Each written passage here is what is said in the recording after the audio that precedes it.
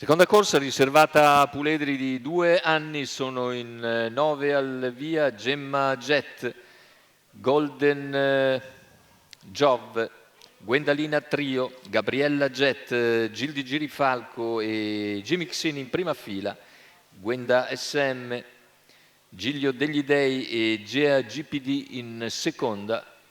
I favori in chiusura per praticamente a pari quota per Gildi Girifalco e Gemma Jet, ma anche Gabriella Jet raccoglie simpatie, nonché Giglio degli Dei. Macchina intanto che accelera, partiti con la velocità iniziale di Gabriella Jet, che va subito a condurre nei confronti di Gwendalina Trio, mentre cerca di accodarsi ma sbaglia Gildi Girifalco. Numero 8 Giglio degli Dei, ha sbagliato anche squalificato. Giglio degli Dei e così prende vantaggio subito Gabriella Jet su Gwendalina Trio, una quindicina di metri sul finire della curva.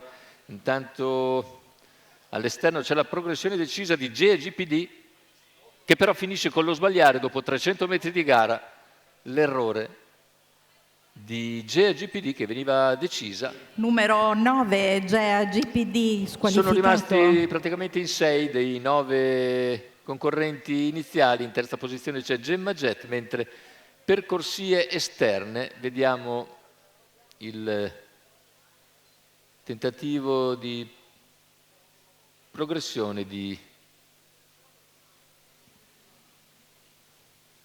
Gwenda SM. Gwenda SM che è seguita poi da Jimmy Xin. Se ne vanno intanto i primi 800 metri di gara, con Gwenda che cerca di proporsi su Gabriella, che completa intanto in 1:4,9 gli 800 metri. A questo punto sposta anche Gemma Jet, chilometro intanto che se ne va nell'ordine dell'1:24 per Gabriella Jet, ora avvicinata da Gwenda SM. Più indietro rimane Gwendalina Trio, Gemma Jet in quarta posizione, non guadagna terreno, 400 al palo, con la leader che accelera nuovamente. Si sistema in seconda posizione intanto Gwenda SM per ripartire all'attacco sul finire della curva. Le altre sono più discoste, completamento della piegata, ingresso addirittura d'arrivo, con in vantaggio Gabriella, con l'attacco però di Gwenda SM che scatta a centropista nel finale, prende il sopravvento.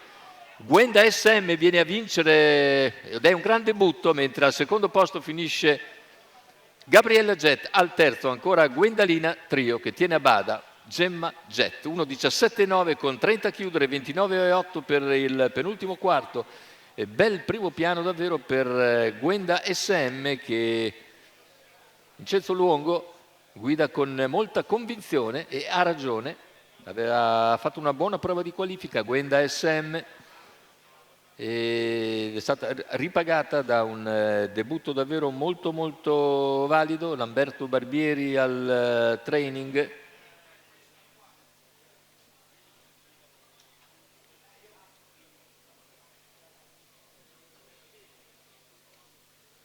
Andiamo a rivedere l'arrivo del numero 7 Gwenda SM, Vincenzo Luongo.